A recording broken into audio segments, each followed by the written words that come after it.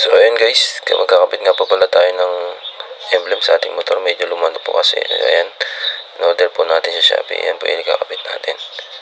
At ito po yung sticker ikakabit natin. Bok TG. So ayan, sa mga hindi pa po nakapollow, please follow me guys. Thank you. Ayan, naikabit na natin yung sticker. At isasalpak na lang po natin sa kanyang kaha.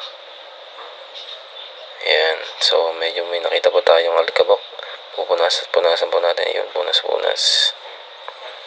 Yun, punas. Ang konti. Ayan. At isasalpak na po natin. Yun. So ayan, nilapat na po natin. So medyo mahirap po palang mag-video kasi mag-isa lang. Ayun, nilapat na po natin. Ayan, napiga na po. Tukod sa taas.